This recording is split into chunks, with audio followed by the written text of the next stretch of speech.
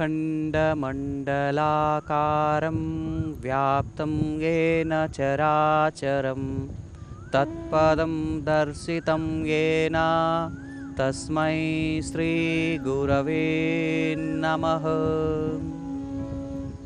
ಸರ್ವರಿಗೂ ಯೋಗಾಯೋಗಕ್ಕೆ ಸ್ವಾಗತ ಸುಸ್ವಾಗತ.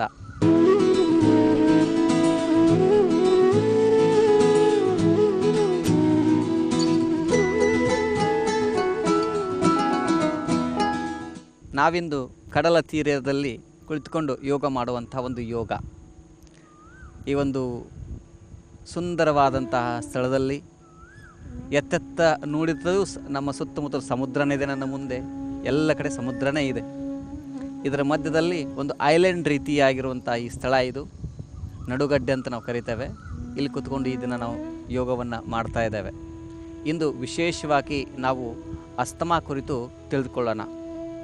ಅಸ್ತಮಾ ಅನ್ನುವಂಥದ್ದು ಇವತ್ತು ಪ್ರತಿ ಭಾರತದಲ್ಲಿ ಒಂದರಲ್ಲೇ ಭಾರತದ ಜನಸಂಖ್ಯೆಯನ್ನು ನೀವು ತೆಗೆದುಕೊಂಡ್ರೆ ಇಲ್ಲಿ ಕಡಿಮೆ ಅಂತಂದರೆ 15 ಕೋಟಿಗಿಂತಲೂ ಹೆಚ್ಚು ಜನಗಳು ಪ್ರತಿನಿತ್ಯ ಅಸ್ತಮಾ ಸಮಸ್ಯೆಯಿಂದ ಬಳಲ್ತಾ ಇದ್ದಾರೆ. ನಿಮಗೆ ಗೊತ್ತಿರಬೇಕು, ಬಾಲಿವುಡ್ನ ಖ್ಯಾತ ನಟರಾಗಿರುವಂಥ ಅಮಿತಾಬ್ ಬಚ್ಚನ್ ಕೂಡ ಈ ಅಸ್ತಮಾ ಸಮಸ್ಯೆಯಿಂದ ಬಳಲಿದವರೇ.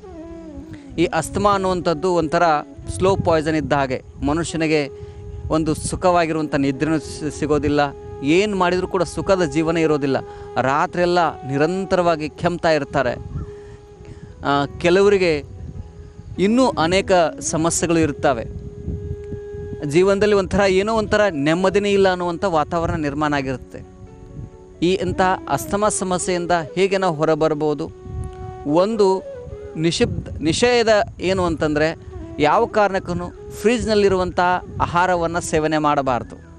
ಅದು ಫ್ರಿಜ್ನಲ್ಲಿಟ್ಟಿರುವಂಥ ಮೊಸರಾಗಿರಲಿ, ಫ್ರಿಜ್ನಲ್ಲಿರುವಂಥ ತರಕಾರಿಗಳಾಗಲಿ, ಫ್ರಿಜ್ನಲ್ಲಿ ಇಟ್ಟುಕೊಂಡು ಅದನ್ನು ಬಿಸಿ ಮಾಡಿ ತೆಗೆದುಕೊಳ್ಳುವಂಥ ಯಾವ ಪದಾರ್ಥಗಳನ್ನು ಕೂಡ ನೀವು ತೆಗಿಲಿಕ್ಕೆ ಹೋಗಬೇಡಿ. ವಿಶೇಷವಾಗಿ ಇವಾಗ ಈ ಚಳಿಗಾಲದಲ್ಲೇ ಹೆಚ್ಚು ಅಸ್ತಮಾ ಸಮಸ್ಯೆ ಉಂಟಾಗೋದು.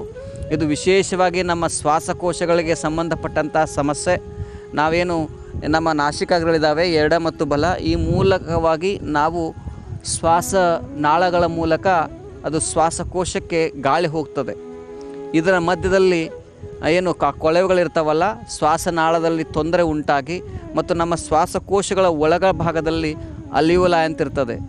ಅಲ್ಲಿನೇ ನಮ್ಮ ಏನಾಗುತ್ತೆ, ಆಕ್ಸಿಜನ್ ಮತ್ತು ಕಾರ್ಬನ್ ಡೈಆಕ್ಸೈಡ್ ಎಕ್ಸ್ಚೇಂಜ್ ಆಗ್ತಾ ಇರುತ್ತೆ. ಆ ದೃಷ್ಟಿಯಿಂದ ನಾವು ಏನು ಮಾಡಬೇಕು, ಈ ಅಸ್ತಮಾ ಸಮಸ್ಯೆಯಿಂದ ನಾವು ಮುಕ್ತರಾಗಬೇಕು ಅಂತಂದರೆ ನಾವು ಪ್ರತಿನಿತ್ಯ ಪ್ರಾಣಾಯಾಮವನ್ನು ಅಭ್ಯಾಸ ಮಾಡಬೇಕು. ಕೇವಲ ಪ್ರಾಣಾಯಾಮವನ್ನು ಅಭ್ಯಾಸ ಮಾಡೋದ್ರಿಂದನೇ 100% ನಿಮ್ಮ ಅಸ್ತಮಾ ಸಮಸ್ಯೆಯಿಂದ ನೀವು ದೂರ ಆಗ್ಬೋದು. ಒಂದಿಷ್ಟು ಮನೆ ಔಷಧಿಗಳ ಬಗ್ಗೆ ಹೇಳಬೇಕು ಅಂತಂದರೆ, ನೀವು ಒಂದಿಷ್ಟು ಕಷಾಯವನ್ನು ಸೇವನೆ ಮಾಡ್ತಾ ಹೋಗಿ. ಕಷಾಯ ಯಾವುದಾದ್ರೂ ಒಂದು, ನೀವು ಒಣಗಿಸಿದ ತುಳಸಿ ಎಲೆಯನ್ನು ಚೆನ್ನಾಗಿ ಕುದಿಸಿ ಅದರ ನೀರನ್ನು ನೀವು ಸೇವನೆ ಮಾಡ್ತಾ ಹೋಗಿ. ಅಥವಾ ನಿಮಗೆ ದೀರ್ಘಕಾಲಿಕವಾಗಿರುವಂಥ ಯಾವುದೇ ಸಮಸ್ಯೆಗಳು ಬರಬಾರ್ದು ಅಂತಂದರೆ ನೀವೇನು ಮಾಡಬೇಕು ಅಂತಂದರೆ, ಗೋಮೂತ್ರವನ್ನು ಪ್ರತಿನಿತ್ಯ ಸೇವನೆ ಮಾಡಿ. ಒಂದು ಸ್ವಲ್ಪ ಮಟ್ಟಿಗೆ ನೀವು ಅರ್ಧ ಚಮಚೆ ಪ್ರತಿನಿತ್ಯ ಗೋಮೂತ್ರವನ್ನು ಸೇವನೆ ಮಾಡೋದ್ರಿಂದ ಕೂಡ ಈ ಅಸ್ತಮಾ ಸಮಸ್ಯೆ ಸಂಪೂರ್ಣವಾಗಿ ದೂರ ಆಗುತ್ತೆ. ಇದರಿಂದ ನಿಮ್ಮ ಶ್ವಾಸಕೋಶಗಳು ಕೂಡ ಆರೋಗ್ಯಯುತವಾಗ್ತವೆ. ಮನುಷ್ಯನ ಶ್ವಾಸಕೋಶಗಳು ಆರೋಗ್ಯವಾಗಿಲ್ಲ ಅಂತಂದರೆ ಅವನು ಆರೋಗ್ಯವಾಗಿಯೇ ಇಲ್ಲ ಅಂತ ಅರ್ಥ. ಆ ದೃಷ್ಟಿಯಿಂದ ನಮ್ಮ ಉಸಿರಾಟ ಚೆನ್ನಾಗಿರಬೇಕು. ಉಸಿರಾಟ ಯಾರು ಚೆನ್ನಾಗಿರುತ್ತೆ ಅವ್ರು ಸಹಜವಾಗಿಯೇ ಅಸ್ತಮಾ ಇರೋದಿಲ್ಲ. ಅದಕ್ಕೆ ಯೋಗದಲ್ಲಿ ಕೆಲವಾರು ಪ್ರಾಣಾಯಾಮಗಳ ವಿಧಿಗಳಿದ್ದಾವೆ. ಅವುಗಳನ್ನ ಪ್ರತಿನಿತ್ಯ ನೀವು ಅಭ್ಯಾಸ ಮಾಡಬೇಕು. ಮೊದಲನೇದಾಗಿ ಪ್ರತಿನಿತ್ಯ ನೀವು ಕಪಾಲಭಾತಿ ಮಾಡೋದನ್ನು ರೂಢಿಸ್ಕೊಳ್ಳಿ. ಹೇಗೆ?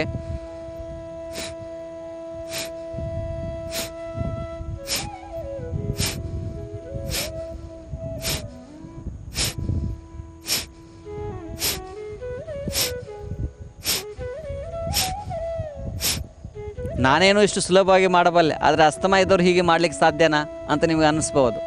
ಅಸ್ತಮಾ ಇದ್ದವ್ರು ಏನು ಮಾಡಬೇಕು ಅಂದರೆ, ಒಂದು ನಾಸಿಕಾಗವನ್ನು ಮುಚ್ಕೊಂಡು ಉಸಿರನ್ನ ಬಿಡ್ಲಿಕ್ಕೆ ಕಲ್ತ್ಕೋಬೇಕು.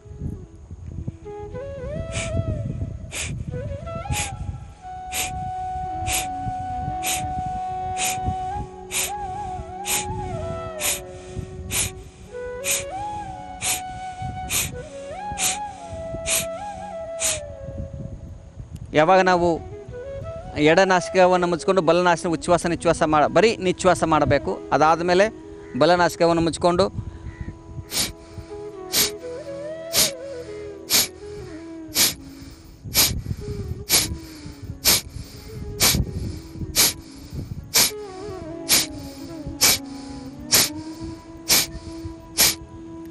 ಉಸಿರನ್ನು ಹೆಚ್ಚೆಚ್ಚು ಬಿಡೋದನ್ನು ನೀವು ಕಲ್ತ್ಕೋಬೇಕು.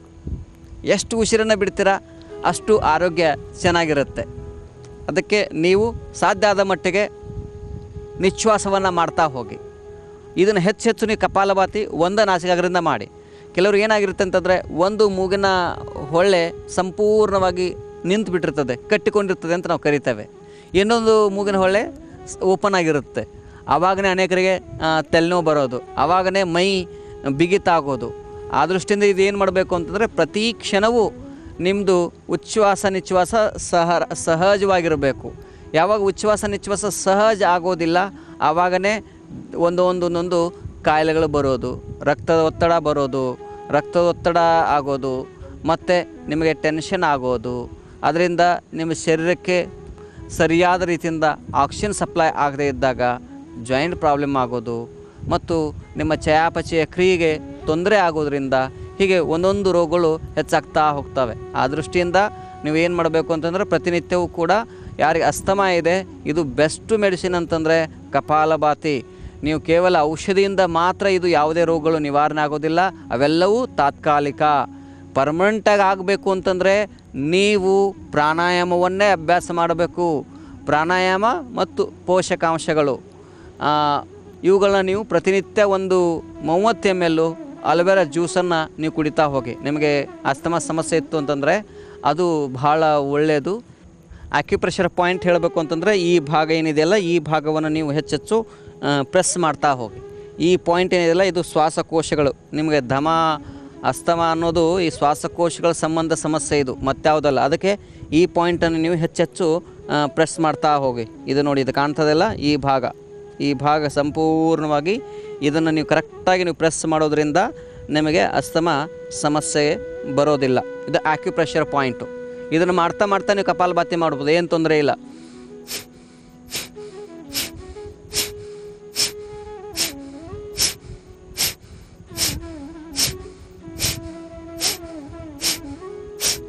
ಹೀಗೆ ಮಾಡ್ತಾ ಹೋಗೋದು. ಇನ್ನೊಂದು ಈ ಕೈ, ಯಾಕಂದರೆ ಒಂದೇ ಶ್ವಾಸಕೋಶ ಅಲ್ಲ, 2 ಶ್ವಾಸಕೋಶ ಇದೆ, ಎಡ ಮತ್ತು ಬಲ. ಇದಕ್ಕೆ ಕೂಡ ನೀವು ಇದನ್ನು ಈ ಪಾಯಿಂಟನ್ನು ಪ್ರೆಸ್ ಮಾಡ್ತಾ ಹೋಗಿ ಈ ರೀತಿ. ಅದಕ್ಕೆ ನಿಮಗೆ ಸಾಧ್ಯ ಆದರೆ ಈ ರೀತಿ ಹೀಗೆ ನೀವು ಪ್ರೆಸ್ಸು ಮಾಡ್ಕೊ ಹೋಗ್ಬೋದು. ಈ ಭಾಗದಲ್ಲಿ ವಿಶೇಷವಾಗಿ ಈ ಮೌಂಟ್ಸ್ ಏನಿದೆಯಲ್ಲ ಈ ಭಾಗವನ್ನು ನೀವು ಪ್ರೆಸ್ ಮಾಡ್ತಾ ಹೋದ್ರಿಂದ ನಮ್ಮ ಶ್ವಾಸಕೋಶಗಳು ಹಿಗ್ತಾ ಹೋಗ್ತವೆ.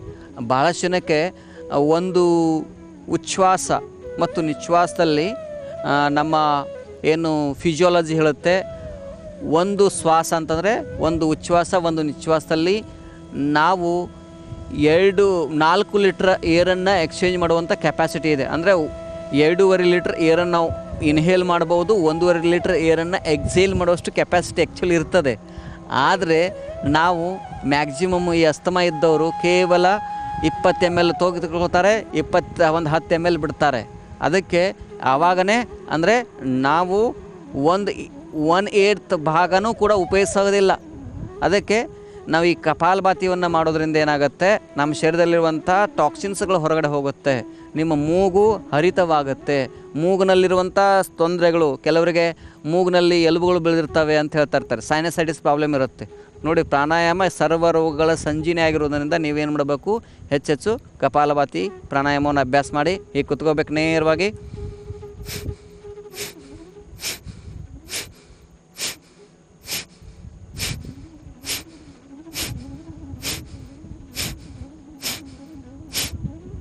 ಯಾವತ್ತು ಟೆನ್ಷನ್ ಮಾಡ್ಕೊಳ್ಳೋಕೆ ಹೋಗಬೇಡಿ, ಖುಷಿಯಿಂದ ಮಾಡಿ.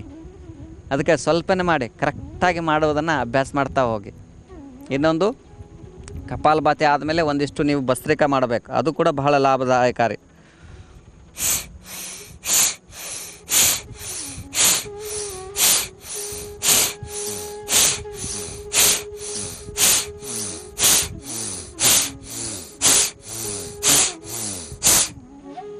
ಹೀಗೆ ವೇಗವಾಗಿ ಮಾಡೋದನ್ನು ಕಲ್ತ್ಕೊಳ್ಳಿ. ಇದನ್ನು ಮಾಡೋದರಿಂದ ನಿಮಗೆ ಏನಾಗುತ್ತೆ, ನಿಮ್ಮ ಮೆದುಳು ಶುದ್ಧೀಕರಣ ಆಗ್ತಾ ಹೋಗುತ್ತೆ, ನಿಮ್ಮ ಸೈನಸೈಟಿಸ್ ಪ್ರಾಬ್ಲಮ್ ಬರೋದಿಲ್ಲ, ಅಸ್ತಮಾ ಪ್ರಾಬ್ಲಮ್ ಲೈಫ್ನಲ್ಲಿ ಕಂಪ್ಲೀಟಾಗಿ ನಿವಾರಣೆ ಆಗಿಬಿಡ್ತದೆ. ನಾವು ಎಷ್ಟೋ ಜನಕ್ಕೆ ನೋಡಿದ್ದೇವೆ ಈ ರೀತಿ ಮಾಡಬೇಕು.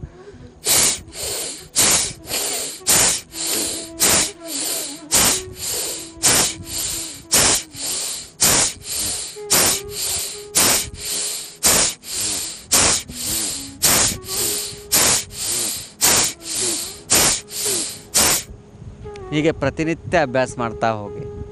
ಒಂದು 5ರಿಂದ 10 ನಿಮಿಷ ಕಪಾಲಭಾತಿ, ಒಂದು 5ರಿಂದ 10 ನಿಮಿಷ ಭಸ್ತ್ರಿಕಾ ಪ್ರಾಣಾಯಾಮ. ಸುಮ್ಮನೆ ಹಿಂಗೆ ಕುತ್ಕೋಬೇಕು, ಸಹಜವಾಗಿಯೇ ಉಚ್ಛ್ವಾಸ ನಿಶ್ವಾಸ ಗಮನಿಸಬೇಕು.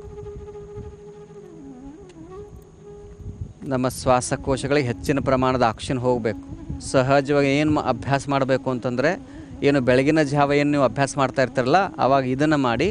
ಉಳಿ ಸಂದರ್ಭದಲ್ಲಿ ಏನು ಮಾಡಬೇಕು, ಸಹಜ ಉಚ್ಛ್ವಾಸ ಏನು ಮಾಡಬೇಕು, 1 ಪಟ್ಟು ಉಸಿರು ತೆಗೆದುಕೊಂಡ್ರೆ 2 ಪಟ್ಟು ಉಸಿರನ್ನು ಬಿಡೋದನ್ನು ಕಲ್ತ್ಕೋಬೇಕು. ಹೀಗೆ ಕುತ್ಕೋಬೇಕು,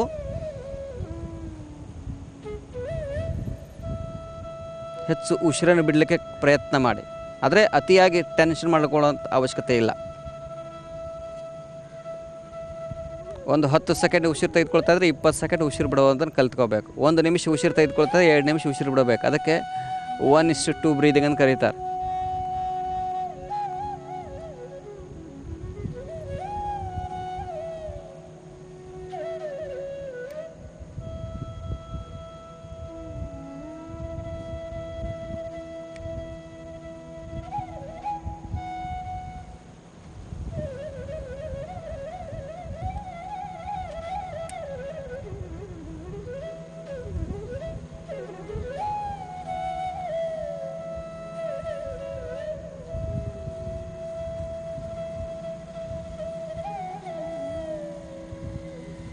ಹೆಚ್ಚು ಉಸಿರನ್ನು ಬಿಡೋದನ್ನು ಅಭ್ಯಾಸ ಮಾಡಿಕೊಳ್ಳಿ.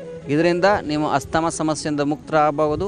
ಆ ಮೂಲಕವಾಗಿ ನೀವೆಲ್ಲರೂ ಸೇರಿಕೊಂಡು ಕರ್ನಾಟಕವನ್ನು ಯೋಗಯುಕ್ತ ರೋಗಮುಕ್ತಗೊಳಿಸೋಣ ಅಂತ ಹೇಳ್ತಾ ಇದರಿಂದ ಕಾರ್ಯಕ್ರಮ ಮುಗಿಸ್ತೀನಿ. ಎಲ್ಲರಿಗೂ ನಮಸ್ಕಾರಗಳು.